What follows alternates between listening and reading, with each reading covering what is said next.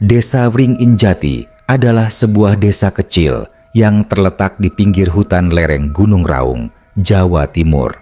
Jumlah penduduknya tak sampai 200 kepala keluarga. Suasananya sejuk, jauh dari hiruk-pikuk kota, namun memiliki satu cerita kelam yang selama bertahun-tahun hanya dibisikkan dari mulut ke mulut tentang seorang dukun tua bernama Mbah Sarno yang dipercaya sebagai pelaku santet paling ditakuti di daerah itu. Selama bertahun-tahun, Mbah Sarno tinggal sendirian di sebuah gubuk kayu tua di pinggir hutan. Tak ada yang berani mendekat kecuali mereka yang datang malam-malam dengan wajah cemas, membawa sesajen dan niat buruk dalam hati. Banyak warga yang percaya bahwa Mbah Sarno mampu mencelakai orang hanya dengan segelas air atau sejumput rambut. Warga menyebutnya dukun kiriman maut. Namun semuanya berubah drastis 3 minggu lalu. Seorang pemuda desa bernama Darto, anak sematawayang Pak Leksono, meninggal mendadak dalam kondisi aneh. Mata membelalak, mulut berbusa, tubuh kaku seperti kayu. Tak ada hasil medis yang bisa menjelaskan kematiannya. Malam sebelum Darto meninggal, ia sempat cekcok dengan anak juragan tanah yang konon menyewa jasa Mbah Sarno karena merasa terancam. Amarah pun meledak. Dalam waktu 2 hari, isu-isu makin liar. Warga menuduh Mbah Sarno sebagai pelaku. Desa mulai tak tenang. Kematian Darto dianggap sebagai bukti nyata santet Mbah Sarno. Di malam Jumat Kliwon, massa mendatangi gubuknya. Dengan obor dan batu, mereka menyeret tubuh ringkih Mbah Sarno keluar, memukulinya, lalu membakarnya hidup-hidup di tanah lapang depan masjid desa, tempat yang justru dianggap paling suci. Beberapa orang menjerit, sebagian gemetar, tapi tak ada yang menghentikan. Karena malam itu, amarah sudah menelan rasa kemanusiaan. Api menyala tinggi dan tubuh Mbah Sarno menjadi arang hitam dalam waktu tak sampai setengah jam. Bau daging terbakar memenuhi udara. Sebagian warga merasa puas, sebagian lagi mulai dihantui rasa bersalah. Namun mereka belum tahu bahwa kematian itu bukan akhir, justru awal dari sesuatu yang jauh lebih mengerikan. Setelah malam pembakaran itu, desa Wringin Jati seolah kembali tenang. Tidak ada suara-suara mencurigakan, tidak ada kejadian aneh. Warga mengira semuanya telah berakhir. Beberapa bahkan menyebut itu sebagai malam pembersihan. Tapi ketenangan itu tidak bertahan lama. Tepat 7 hari setelah Mbah Sarno dibakar, tanah tempat pembakarannya mulai berubah. Awalnya hanya berupa bercak hitam legam, bekas api. Namun lama-lama tanah itu tidak bisa ditumbuhi apapun. Rumput yang sebelumnya tumbuh di sekitarnya layu begitu saja. Bahkan semut pun enggan melewati bekas lingkaran gosong itu. Pak RT yang awalnya merasa tenang karena berhasil meredam kemarahan warga, mendadak gelisah. Istrinya, Bu Lastri, mengeluh tak bisa tidur. Setiap malam ia mendengar suara langkah kaki dari depan rumah mereka, seperti suara orang berjalan dengan rantai yang diseret. Tapi saat dicek, tidak ada siapa-siapa. Lampu teras bahkan berkali-kali padam sendiri. 3 hari setelah itu, anak kecil di kampung sebelah, Raka, berusia 5 tahun, tiba-tiba berteriak-teriak histeris. Matanya melotot, tubuhnya gemetar. Ia bilang melihat kakek terbakar berdiri di jendela kamarnya. Orang tuanya pikir itu hanya mimpi buruk. Tapi saat mereka cek ke kamar, jendela yang sebelumnya tertutup kini terbuka lebar. Dan di luar jendela, tanah basah seolah ada bekas telapak kaki orang dewasa menuju ke arah rumah mereka. Warga mulai resah. Kabar pun cepat menyebar. Satu persatu mereka mengingat kembali malam ketika mereka ramai-ramai membakar Mbah Sarno. Beberapa dari mereka mulai mengaku merasakan hal-hal aneh. Pak Mulyo, seorang petani, mengaku melihat bayangan hitam di sawahnya yang lenyap saat ia mendekat. Sementara Bu Yati yang ikut melempar batu ke kepala Mbah Sarno kini mendadak bisu. Lidahnya kaku seperti terikat. Ketakutan kembali menjalar pelan-pelan ke seluruh penjuru desa. Warga mulai saling curiga. Suara-suara bisikan malam hari menjadi lebih sering terdengar, terutama di sekitar tanah gosong bekas pembakaran. Beberapa ayam milik warga ditemukan mati dengan leher terpelintir. Anjing-anjing kampung mendadak melolong sepanjang malam menghadap ke hutan seolah melihat sesuatu. Di malam ketujuh, sejak kematian Mbah Sarno, seorang warga melihat sosok hitam berdiri di tengah tanah gosong itu. Sosok itu tinggi, hangus, namun masih memiliki mata yang menyala merah. Warga itu pingsan di tempat. Keesokan paginya, tak ada satupun yang berani keluar rumah. Hari itu, Desa Wringin Jati mendadak sunyi. Tidak ada suara cangkul, tidak ada anak-anak bermain. Pagi seperti kehilangan warna. Udara terasa lebih dingin dari biasanya, padahal matahari sudah tinggi. Sebagian besar warga memilih tetap di dalam rumah. Bahkan, warung Bu Yuni yang biasanya buka sejak subuh tak menunjukkan tanda-tanda aktivitas. Pak RT akhirnya menggelar pertemuan darurat di balai desa. Hanya segelintir warga yang berani datang, sekitar 10 orang, termasuk Pak Mulyo dan Pak Leksono. Mereka membicarakan kejadian-kejadian aneh yang semakin meresahkan. Ada suara-suara, bayangan, binatang mati, dan yang paling mengganggu, kemunculan sosok hitam di bekas pembakaran. Ini sudah di luar nalar, kata Pak Mulyo. Saya orang yang dulu ikut lempar batu ke Mbah Sarno. Tapi demi Allah, saya mulai menyesal. Bukan karena takut, tapi ada sesuatu yang salah sejak malam itu. Pak Leksono, yang kehilangan anaknya hingga marah dan ikut memprovokasi warga untuk membakar Mbah Sarno, kini tampak menyesal. Matanya merah, tubuhnya gemetar.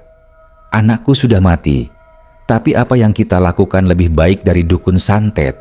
Kita main hakim sendiri. Pertemuan bubar tanpa keputusan. Warga masih gamang antara rasa bersalah dan ketakutan. Belum ada yang berani menyentuh bekas tanah pembakaran, apalagi membersihkannya. Beberapa orang menyarankan memanggil ustaz dari kota, tapi tak ada yang benar-benar bergerak. Malamnya, teror kembali datang. Pak Surip, warga yang rumahnya tak jauh dari lapangan pembakaran, mendengar langkah kaki berat di terasnya. Seperti ada yang berjalan menyeret rantai besi. Ketika ia intip dari balik jendela, tak ada siapapun. Tapi suara langkah itu tetap terdengar. Ketika Pak Surip keluar dengan membawa senter, ia melihat jejak kaki di tanah. Jelas, dalam, seperti dibakar. Anehnya, jejak itu tidak memiliki bayangan meski cahaya senter menyorot langsung. Ia mengikuti jejak itu pelan-pelan. Jejak tersebut memutar, mengelilingi rumahnya 3 kali, lalu berhenti di dekat kandang ayam. Ketika Pak Surip menyorot senter ke sana, tak ada apa-apa. Sampai seekor ayam mendadak terbang dan menabraknya. Ia jatuh, senter terlepas. Dalam gelap, ia mendengar bisikan lirih. Kamu juga ikut melempar batu. Pak Surip berteriak dan lari masuk rumah. Ia mengunci pintu, menyalakan semua lampu, dan menangis sepanjang malam. Keesokan paginya, ia ditemukan warga dalam keadaan linglung, terus menggumam.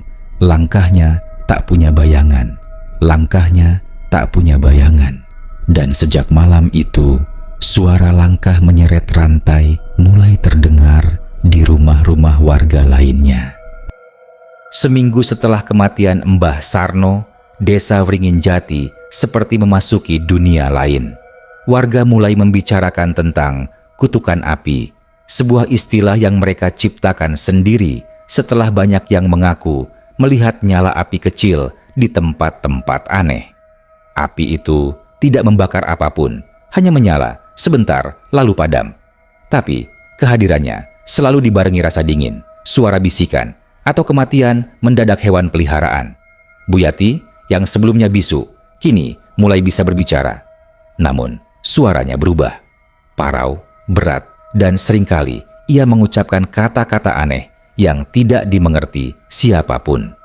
Suaminya, Pak Giman, panik dan memanggil mantri dari desa tetangga, tapi tak ada hasil. Setiap malam, Bu Yati duduk di pojok rumah, menghadap jendela, dan berkata lirih, "Api belum padam, api belum padam." Yang paling mengerikan terjadi pada malam Senin. Rumah Pak Karno terbakar, tiba-tiba, tanpa sebab. Warga berusaha membantu memadamkan, tapi api seperti menolak dipadamkan. Air tak mempan, alat pemadam sederhana justru meledak. Api baru padam setelah seluruh atap rumah habis dilahap. Ajaibnya, hanya rumah itu yang terbakar. Rumah-rumah di sekelilingnya utuh, bahkan tanpa goresan api sedikit pun.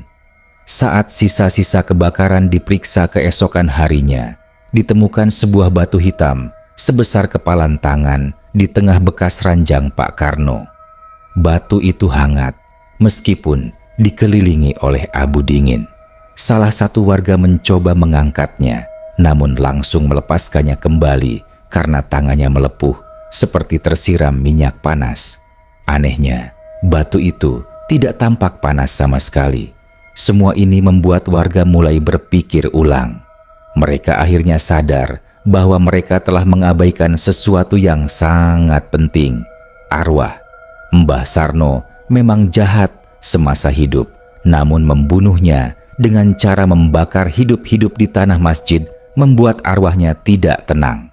Apalagi tidak ada satupun warga yang mendoakannya atau menguburkan sisa-sisa tubuhnya.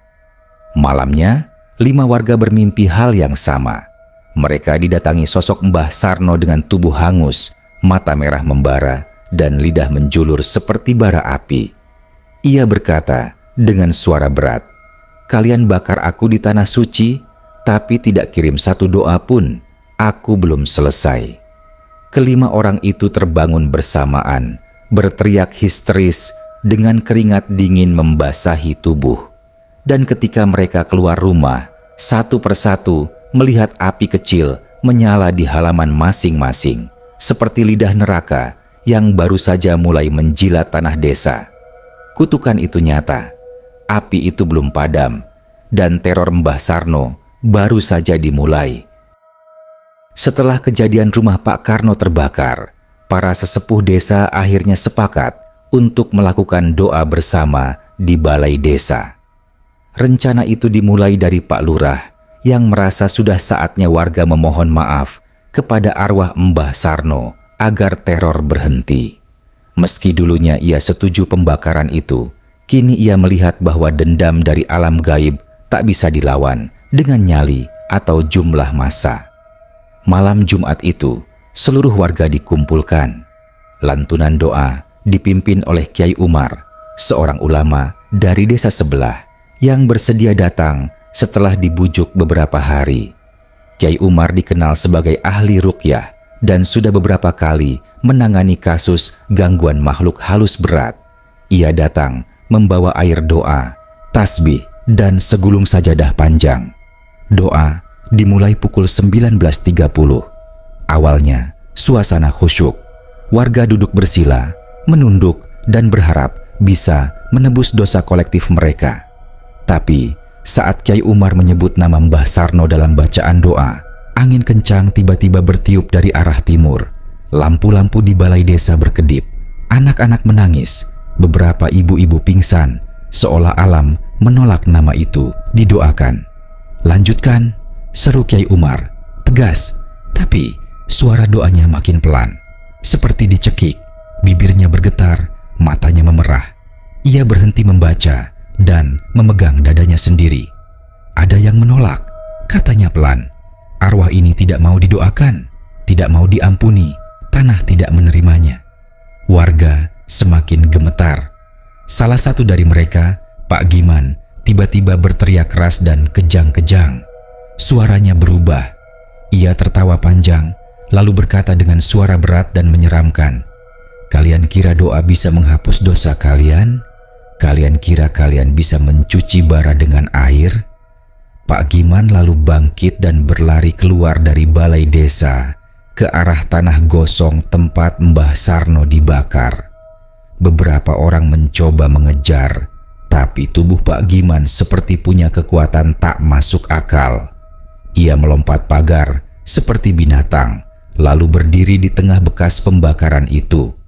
"Aku belum selesai," teriaknya keras sebelum tubuhnya roboh dan pingsan. Ketika warga mengangkat tubuh Pak Giman, mereka semua dikejutkan oleh bau menyengat yang keluar dari tanah gosong tersebut. Bau daging terbakar sangat kuat seperti baru saja terjadi. Dan di tengah lingkaran tanah hangus, api kecil kembali menyala tanpa bahan bakar, tanpa suara. Kiai Umar menunduk. Ia sadar ini bukan arwah biasa. Ini adalah jiwa yang tertolak oleh langit dan bumi. Doa tidak cukup. Warga harus membayar sesuatu. Setelah kejadian di malam doa bersama, satu pertanyaan besar mulai muncul. Kemana jasad Mbah Sarno dibawa setelah pembakaran? Tidak ada yang tahu. Dalam kekacauan malam itu, tubuhnya dibakar hidup-hidup, dan ketika api padam, warga langsung membubarkan diri tanpa berpikir untuk menguburkan sisa-sisa tubuhnya. Pak RT akhirnya mengajak beberapa pemuda untuk mengecek kembali lokasi pembakaran. Pagi-pagi, mereka membawa cangkul dan sekop ke tanah lapang di sebelah masjid yang kini berubah menjadi tanah terkutuk. Mereka menggali, berharap menemukan sisa jasad Mbah Sarno untuk dimakamkan secara layak. Namun, yang mereka temukan justru mencengangkan. Tanah itu seolah tak bisa digali. Cangkul yang mereka gunakan memantul seperti membentur batu, padahal sebelumnya itu hanyalah tanah lapang biasa. Salah satu pemuda, Seno, mencoba menggali pakai tangan. Hasilnya, jari-jarinya melepuh seperti terkena bara.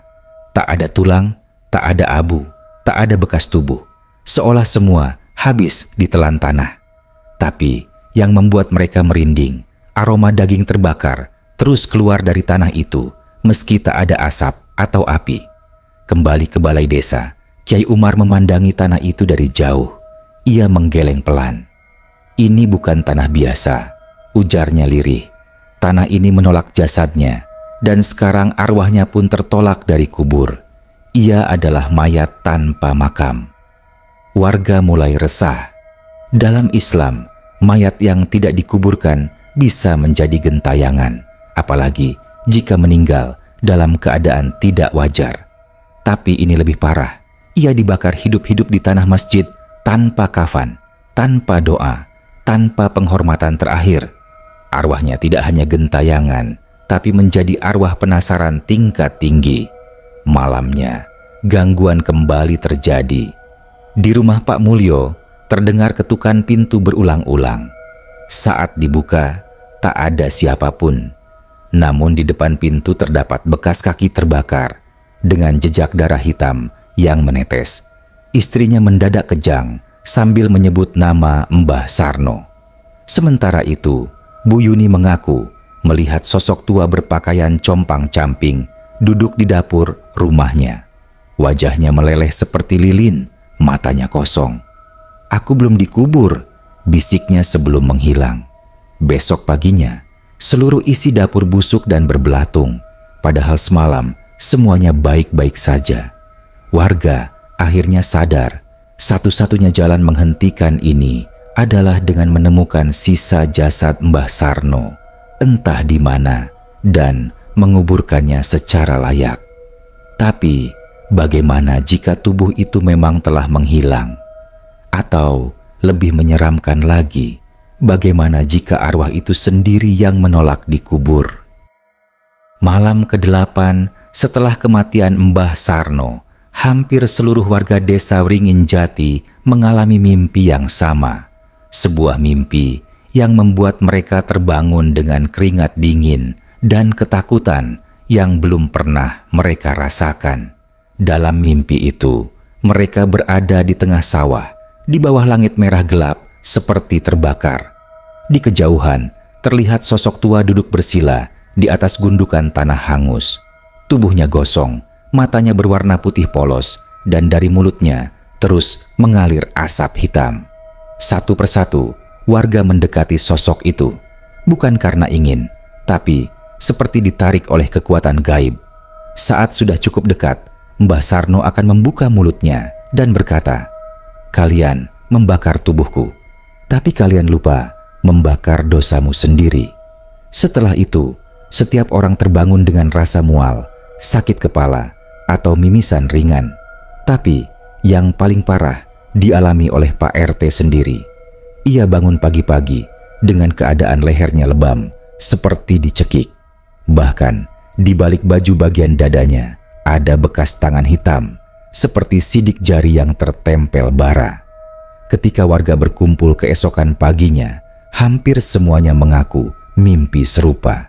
Hanya satu orang yang tidak, Bu Wagini, janda tua yang dulunya sangat dekat dengan Mbah Sarno.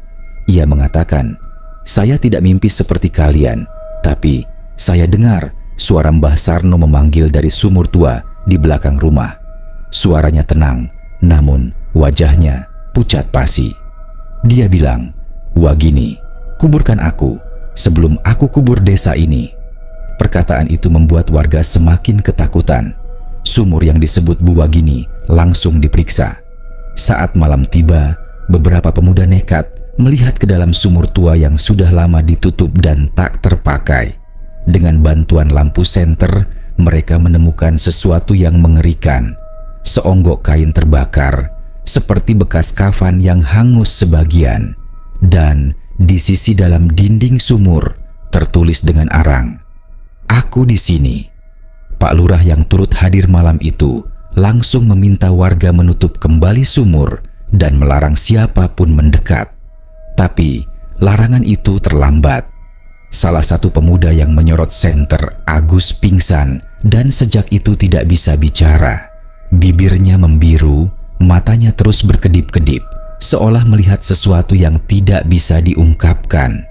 Keesokan harinya, rumah Agus terbakar sebagian. Aneh, karena tidak ada api, tidak ada korsleting, tidak ada lilin. Tapi tembok kamar penuh jelaga dan di tengah lantainya muncul kata-kata samar, "Kalian sudah dibakar bersamaku." Kini, mimpi bukan lagi sekadar bunga tidur. Itu adalah peringatan. Hari ke-9 pasca kematian Mbah Sarno, suasana desa Wringinjati semakin mencekam. Warga yang biasanya bangun pagi untuk bertani kini memilih berdiam diri di rumah. Anak-anak tidak sekolah, ibu-ibu tak lagi berani pergi ke pasar. Kabar tentang Agus yang bisu dan rumahnya yang terbakar tanpa sebab tersebar cepat. Semua orang mulai percaya arwah Mbah Sarno belum tenang dan makin marah. Kiai Umar yang selama ini menjadi tumpuan akhirnya mengaku angkat tangan. "Saya sudah mencoba menengahi," katanya lirih saat berkumpul di balai desa. "Tapi ini bukan hanya soal arwah, ini soal dendam. Dendam yang dibawa sampai ke tanah. Kalian membakar jasadnya di tanah masjid. Kalian mempermalukannya tanpa memberi ruang untuk taubat atau pengampunan. Sekarang ia menuntut lebih dari sekadar doa." Pak Lurah bertanya, "Apa maksudnya lebih dari sekadar doa?" "Pengakuan," jawab Kiai Umar. "Seseorang harus mengakui dosa yang membuat Mbah Sarno jadi seperti itu. Kalian membakarnya karena dukun santet. Tapi siapa yang pertama kali minta bantuannya? Siapa yang memanfaatkannya bertahun-tahun untuk santet tetangganya?" Semua terdiam. Tak ada yang mau mengaku. Padahal hampir semua tahu. Sebelum dibakar, banyak warga sendiri yang dulu diam-diam mendatangi Mbah Sarno untuk urusan pesugihan, santet rebutan tanah, dan balas dendam rumah tangga. Sore harinya, suara tangisan terdengar dari rumah Bu Sarti janda kaya yang selama ini disegani. Ia mengaku didatangi Mbah Sarno dalam mimpinya. "Kamu yang pertama datang ke gubukku. Kamu yang kasih aku sesajen kepala ayam dan darah kambing hitam," katanya sambil gemetar. Ia menangis, memohon ampun, dan mengatakan bahwa semua bencana ini adalah salahnya. Tapi saat malam tiba, rumah Bu Sarti malah diselimuti kabut tebal yang hanya mengitari pekarangannya. Warga melihat dari kejauhan, takut mendekat. Pagi-paginya, rumah Bu Sarti kosong. Tak ada tanda-tanda kehidupan. Pintu terbuka, lampu masih menyala, tapi penghuninya lenyap. Di lantai ruang tengah ditemukan tulisan dengan darah. "1 sudah aku bawa, sisanya menunggu giliran." Kembali, warga mencoba menggali tempat pembakaran Mbah Sarno. Tapi kali ini, tanah di situ justru seperti menghilang. Tidak bisa dicangkul, tidak bisa dibongkar. Permukaannya keras dan hitam mengilap seperti kaca. Seolah jasad Mbah Sarno tak pernah ada. Kiai Umar menyimpulkan satu hal. Kuburnya tidak di tanah. Kuburnya adalah seluruh desa ini. Dan dendamnya akan terus bangkit satu persatu sampai semuanya lunas. Malam ke-10, suasana desa tak lagi seperti kampung biasa. Setiap azan berkumandang, bukan rasa tentram yang datang, melainkan rasa takut. Warga mulai menyadari teror dari arwah Mbah Sarno makin menjadi justru saat suara azan memecah malam. Azan maghrib pertama dimulai dari masjid kecil di pinggir desa, tepat di sebelah tanah bekas pembakaran. Muadzinnya, Pak Basri, dikenal suaranya lantang dan merdu. Tapi malam itu, saat ia mengangkat mikrofon dan melantunkan Allahu Akbar, komponen placement, suaranya mendadak tercekat di pertengahan. Mikrofon mati, lampu masjid padam. Lalu terdengar suara azan lain dari luar masjid. Jauh lebih pelan, lirih, seperti berasal dari dasar tanah. Warga yang mendengar merinding. Suara itu bukan milik Pak Basri, tapi suara serak seperti orang sekarat. Menggema pelan, diiringi bunyi kayu terbakar, dan suara lirih menangis. Pak Basri ditemukan terduduk di sudut mimbar dengan wajah pucat pasi dan bibir biru. Ia tidak bisa bicara semalaman, hanya menunjuk-nunjuk ke arah mimbar sambil gemetar, seolah ada sesuatu yang duduk di situ. "Azannya bukan dari saya," bisiknya esok pagi. Dia yang azan, tapi suaranya dari bawah, dari tanah. Malam berikutnya, kejadian serupa terjadi di surau dekat pasar. Kali ini, suara azan terdengar terbalik. Bukan dari takbir hingga la ilaha illallah, tapi sebaliknya. Satu persatu warga yang mendengar mengaku telinga mereka panas, bahkan berdarah. Beberapa yang sedang berwudu di sumur mengaku air tiba-tiba berubah bau gosong dan muncul gelembung-gelembung hitam seperti air mendidih. Pak Lurah memutuskan untuk menghentikan azan menggunakan pengeras suara. Tapi larangan itu justru membuat situasi lebih buruk. Malam tanpa azan terasa lebih mencekam. Bayangan hitam mulai tampak di jalan-jalan. Tangisan anak kecil terdengar dari kuburan lama. Beberapa ternak ditemukan mati dengan mata terbelalak dan lidah menjulur gosong. Sementara itu, di rumah Bu Wagini terdengar ketukan 3 kali setiap kali azan masuk. Saat dibuka, tak ada siapapun. Namun, di lantai teras selalu muncul jejak kaki telanjang yang membara, seperti bekas bara api. Azannya tak lagi memanggil yang hidup, kata Kiai Umar kepada warga. Azannya kini memanggil yang mati, dan yang menjawab bukan dari dunia ini. Warga sadar, azan yang seharusnya jadi panggilan suci, kini jadi pemicu hadirnya sesuatu yang jauh lebih menyeramkan. Penampakan arwah yang tak bisa lagi dibendung. Hari ke-11, udara di desa Ringinjati terasa lebih berat. Tak hanya fisik, tapi juga batin. Warga berjalan menunduk, Mata sembab, tak ada yang berani berbicara tentang malam. Tapi hari itu ada satu orang yang mendadak muncul di balai desa dengan tubuh gemetar dan napas tersengal. Namanya Pak Karto, seorang duda sepi yang dulu dikenal dekat dengan Mbah Sarno. Saya harus bicara, katanya terbata. Saya nggak tahan lagi. Saya dengar suara itu dari kubur. Pak Lurah dan beberapa warga langsung menenangkan. Tapi Pak Karto ngotot. Ia bilang sejak 2 malam lalu suara Mbah Sarno memanggil dari bawah ranjangnya. Awalnya hanya bisikan, tapi makin lama makin jelas. Aku nggak mati sendirian toh. Kau ikut campur. Wajah Pak Karto pucat. Ia mengaku pernah meminta bantuan Mbah Sarno untuk menyantet kakaknya sendiri gara-gara rebutan warisan sawah. Dan itu berhasil. Kakaknya memang meninggal mendadak dengan wajah membiru dan lidah tergigit. Setelah itu, aku terus mimpi dikubur hidup-hidup. Dan semalam, aku dengar suara dari tanah halaman rumahku sendiri. Toh, itu suara dia minta tolong, minta dikubur. Warga mulai gelisah. Malam harinya, dengan bantuan beberapa pemuda, Pak Karto memberanikan diri menggali di halaman rumahnya, tepat di bawah pohon mangga yang sudah lama tak berbuah. Apa yang mereka temukan membuat semua orang terpaku. Ada seonggok tulang gosong dibungkus kain kafan yang setengah terbakar, dan di sampingnya sepotong gelang kuningan bertuliskan huruf Jawa kuno. Gelang itu milik Mbah Sarno. Warga mengenalnya dengan baik karena selalu melingkar di pergelangan tangan kirinya sejak dulu. Kiai Umar langsung meminta mereka untuk berhenti menggali. Itu bukan sekadar sisa jasad, katanya. Itu adalah sisa kehadiran, tanda bahwa dendam belum selesai. Malam itu, tulang-tulang tersebut dibawa ke langgar untuk dimandikan dan dikafani ulang.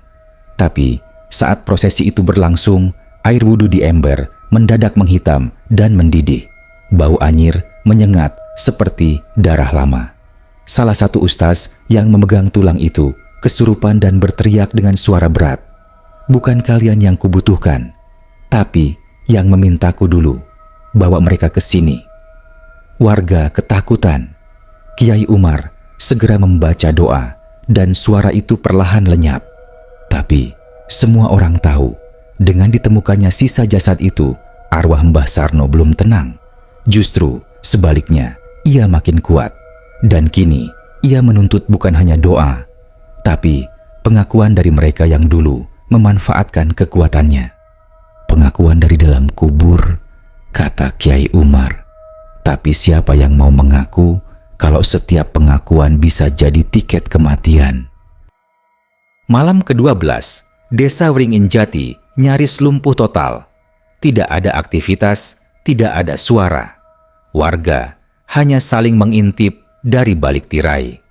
Sejak pengakuan Pak Karto dan penemuan tulang Mbah Sarno, keadaan justru makin buruk. 3 orang warga yang dulu dikenal sering datang ke rumah Mbah Sarno. Pak Likdarto, Buningsih, dan Jatmiko menghilang tanpa jejak. Anehnya, rumah ketiganya ditemukan dalam keadaan sama. Pintu terkunci dari dalam, lampu menyala, makanan masih hangat, tapi tak ada satu orang pun di dalamnya. Seolah mereka ditelan bumi. Kiai Umar kembali mengumpulkan tokoh-tokoh masyarakat. Ia membawa satu buku tua yang ia temukan di rak pesantren lama. Buku itu berisi catatan ilmu hitam yang diyakini milik Mbah Sarno. Di salah satu halamannya tertulis dengan tinta merah, 1 kekuatan hitam harus ditebus dengan 7 tumbal. Jika tumbal tidak lengkap, kekuatan akan kembali menuntut. Warga mulai memahami. Bisa jadi selama hidupnya Mbah Sarno melakukan perjanjian dengan entitas gaib. Dan untuk menjaga kekuatan santetnya, ia harus memberikan 7 tumbal manusia. Tapi jika hitungan itu tidak selesai, maka arwahnya tidak akan pernah tenang. Dan saat ia dibakar hidup-hidup oleh warga, kemungkinan besar jumlah tumbal itu masih belum genap. Berarti kita jadi penggantinya? Tanya Pak Lurah dengan suara berat. Bisa jadi, sahut Kiai Umar. Apalagi yang terlibat dalam praktik itu tidak pernah mengaku. Dendam arwah itu sekarang menyebar, mencari siapapun yang berhutang nyawa. Saat malam jatuh, suara kentongan berbunyi sendiri di pos ronda 5 kali berturut-turut. Ketika warga datang, mereka melihat bayangan hitam berdiri di ujung jalan dekat pohon beringin. Tubuhnya membakar, matanya merah menyala. Tanpa suara, tanpa gerakan, hanya berdiri seperti sedang menghitung. Warga bubar sendiri-sendiri dengan ketakutan. Malam itu, Bu Agini, satu-satunya yang sejak awal mendengar suara Mbah Sarno dari sumur, mengaku bermimpi buruk. Dalam mimpinya, Mbah Sarno duduk di atas batu nisan dan berkata, 6 sudah kupunya. 1 lagi, maka pintu akan tertutup. Esok paginya, tubuh Pak Karto ditemukan di kandang ayam dalam posisi sujud, tapi kaku dan gosong. Di telinganya ada gulungan kertas kecil bertuliskan, tumbal ke-7. Tangisan pecah di desa. Semua orang kini yakin perhitungan Mbah Sarno hampir selesai. Tapi pertanyaannya, apa yang terjadi setelah 7 tumbal lengkap? Kematian Pak Karto menjadi puncak teror yang membungkam seluruh desa. Ia adalah orang ke-7 yang terlibat langsung dengan Mbah Sarno dan kini telah jadi tumbal. Semua tanda mengarah ke satu hal, perjanjian lama itu telah lunas.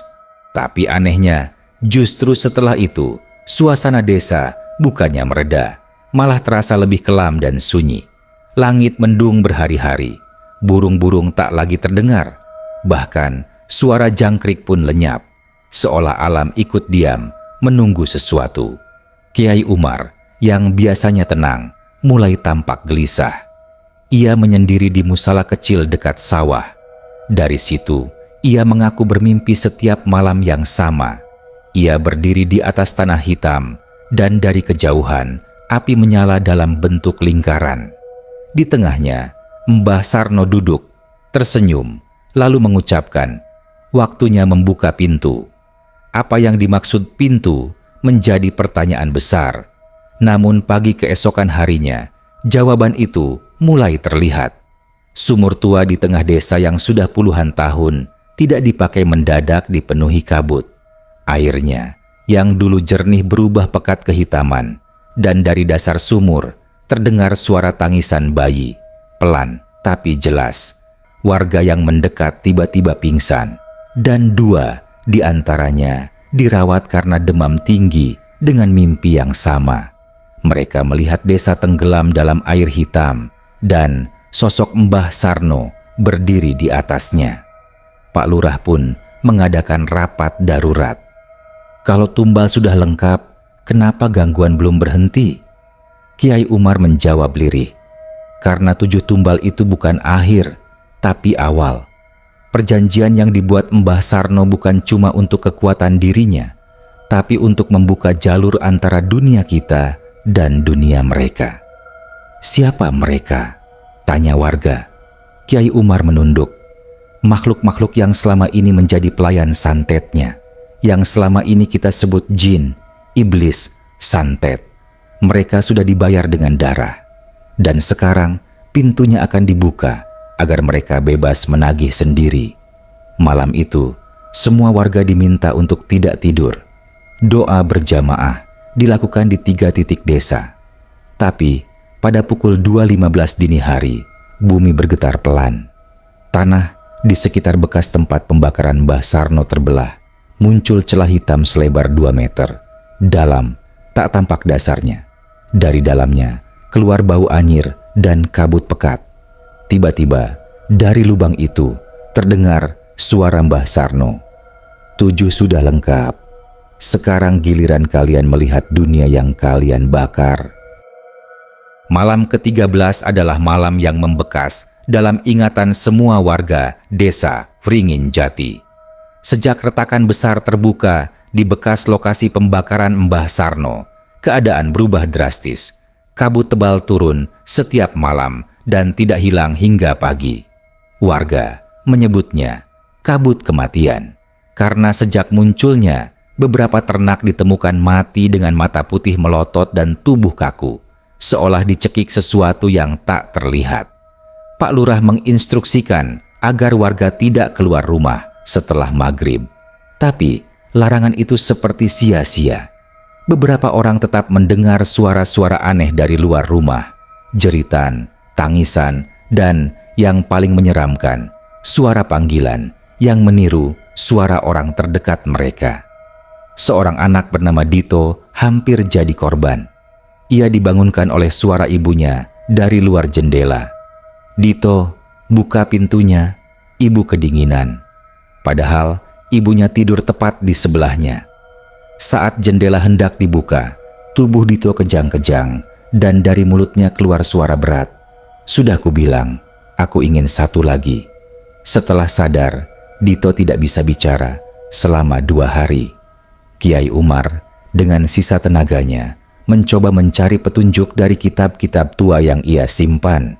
Dan akhirnya ia menemui satu istilah yang selama ini terlupakan, gerbang legam. Ini adalah keyakinan lama dalam dunia perdukunan hitam bahwa setelah 7 tumbal lengkap, gerbang dunia gaib dapat terbuka secara penuh di lokasi terjadinya pemanggilan besar. Dalam hal ini, tempat dibakarnya Mbah Sarno. "Gerbang itu sekarang terbuka," kata Kiai Umar kepada warga yang berkumpul dengan wajah pucat. Selama gerbang itu terbuka, makhluk dari dimensi lain bebas keluar masuk. Mereka tidak butuh alasan, mereka hanya butuh aroma manusia. Warga gemetar. Tapi satu pertanyaan muncul, bagaimana menutupnya? Dengan suara berat, Kiai Umar berkata, harus ada yang masuk ke dalam dan mengakhiri perjanjian dari dalam. Tapi itu bukan tugas biasa. Hanya orang yang darahnya pernah bersentuhan dengan perjanjian itu yang bisa menutupnya. Semua mata tertuju pada Bu Wagini. Ia satu-satunya yang pernah jadi pasien rutin Mbah Sarno dan mengaku pernah diberi ramuan yang membuatnya muntah darah 3 hari. Wagini menunduk, menggenggam kain sarung dengan gemetar. Tapi kemudian ia berkata, "Lirih, kalau memang ini harus dihentikan, biar aku yang turun." Warga terdiam. Gerbang di bawah tanah kini terbuka.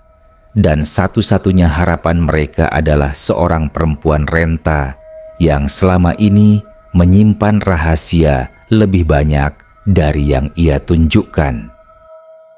Malam ke-14, Desa Wringin Jati tak lagi sama. Udara dingin seperti menggigit tulang. Suara-suara dari lubang hitam itu semakin keras, tangisan, bisikan, dan suara ketukan logam dari dalam tanah. Seolah ada sesuatu yang sedang menanti untuk keluar sepenuhnya. Bu Wagini mengenakan kain putih yang dililit dari bahu hingga kaki, berdiri di tepi lubang bersama Kiai Umar. Di sekeliling mereka, warga berkumpul dalam lingkaran doa. Tidak ada yang menangis, tidak ada histeria, hanya keheningan pasrah. Kiai Umar menyerahkan sebuah botol kecil berisi air doa dan sehelai kain bertuliskan ayat-ayat suci. "Kalau kamu bertemu sosok itu, jangan lawan, tapi bacakan ini. Dan ingat, kamu ke sana bukan untuk perang, tapi untuk memutus ikatan." Bu Wagini mengangguk. "Saya cuma ingin semua ini selesai." Dengan bantuan tali tambang yang diikat di pinggangnya, ia perlahan diturunkan ke dalam celah hitam selebar 2 meter itu. Kabut pekat langsung menyelimuti tubuhnya. Semakin ke bawah, suara jeritan makin jelas. Bahkan ada bisikan lirih yang menyebut namanya. "Wagini, kamu lupa janji, kamu dulu juga minta." Warga yang memegangi tali sempat terhentak.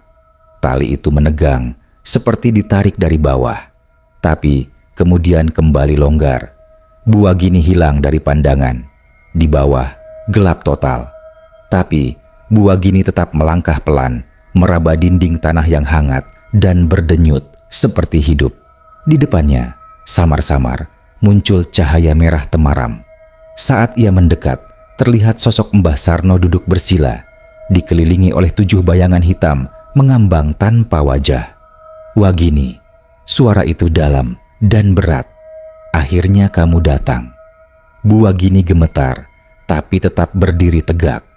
Ia buka gulungan kain dari Kyai Umar, lalu membacakan ayat perlahan. Para bayangan itu meraung. Mbah Sarno memekik marah. "Kamu janji sama aku. Kamu dulu minta anakmu diselamatkan dari sawan. Sekarang kamu mau tutup jalan ini?" Wagini menahan air mata. "Anakku sembuh, tapi sejak itu rumahku dihuni bisikan. Aku salah, dan sekarang aku mau menebusnya." Mbah Sarno berdiri. Tubuhnya mulai retak seperti tanah kering. Dari celah-celahnya muncul api kecil. "Kalau begitu, kamu harus ikut aku." Bu Wagini tidak menjawab. Ia buka botol air doa dan menyiramkan seluruh isinya ke tanah di bawah kakinya. Tanah berguncang hebat. Suara raungan memenuhi rongga itu. Di atas, tali tambang mendadak terputus dan lubang perlahan tertutup sendiri, seperti dijahit oleh tangan tak terlihat. Warga hanya bisa berteriak histeris. Tapi tak lama setelah itu, semua suara berhenti. Kabut menghilang. Udara menjadi ringan kembali. Dan sejak malam itu, desa Wringinjati kembali tenang. Tapi Bu Wagini tak pernah muncul lagi. Pagi hari setelah lubang itu tertutup, suasana desa Wringinjati perlahan kembali seperti semula. Kabut yang selama seminggu terakhir menyelimuti desa lenyap. Ayam berkokok kembali dan hewan ternak tidak lagi mati mendadak. Anak-anak berani keluar rumah dan warga mulai berbincang tanpa dibayangi rasa takut. Tapi satu hal yang tak bisa dihindari adalah kenyataan bahwa Bu Wagini tak pernah kembali. Pak Lurah bersama Kyai Umar dan beberapa warga melakukan penggalian ringan di lokasi tempat Bu Wagini turun. Tapi tanah itu sudah mengeras seperti batu dan tidak ada celah atau tanda pernah ada lubang di sana. Bahkan akar-akar pohon di sekitarnya seperti tumbuh melingkar menutup rapat lokasi itu. "Dia bukan hilang," ucap Kyai Umar lirih. "Dia memilih menjadi tumbal terakhir, penutup semua ini." Warga hanya bisa menunduk, mengingat betapa banyak jasa Bu Wagini semasa hidup. Meskipun dahulu sempat dianggap aneh karena suka berbicara sendiri dan menaburkan garam di depan rumah. Ternyata semua itu bukan karena gangguan jiwa, tapi usaha untuk melindungi dirinya dari gangguan Mbah Sarno yang terus menghantuinya. 7 hari setelah kejadian itu, warga desa sepakat membangun musala kecil tepat di atas tanah bekas lubang. Mereka menyebutnya langgar penutup, tempat khusus untuk mendoakan arwah Bu Wagini dan 7 korban lainnya. Di dinding musala digantung papan kayu dengan nama-nama mereka. Desa Wringinjati memang kembali normal, tapi tidak ada yang berani menyebut nama Mbah Sarno secara langsung. Setiap cerita tentangnya hanya dibisikkan pelan, seolah menyebut namanya bisa menghidupkan kembali teror itu. Suatu malam, 1 tahun setelah semua kejadian itu, cucu Bu Wagini, seorang gadis kecil berusia 7 tahun, berlari ke rumah Kyai Umar sambil menangis. Ia mengaku melihat neneknya duduk di bawah pohon kelapa belakang rumah, mengenakan kain putih, tersenyum dan berkata, "Sudah selesai, Le. Nenek hanya mau lihat kamu baik-baik saja." Kyai Umar hanya tersenyum, mengusap kepala si kecil. Itu bukan mimpi buruk, itu ucapan pamit. Cerita tentang Mbah Sarno dan arwah penasaran yang membuka gerbang dunia gaib kini jadi kisah turun-temurun. Tidak untuk ditakuti, tapi jadi pelajaran bahwa ilmu hitam selalu minta harga mahal, dan kadang harga itu dibayar oleh orang-orang yang tak bersalah. Bu Wagini menjadi tumbal terakhir, tapi juga menjadi pahlawan sunyi yang menutup satu bab paling kelam dalam sejarah desanya. Dan sejak itu, warga desa Wringinjati tahu satu hal: jika kau melihat tanah merekah dan mencium bau anyir tak kasat mata, jangan tunggu sampai 7 hari.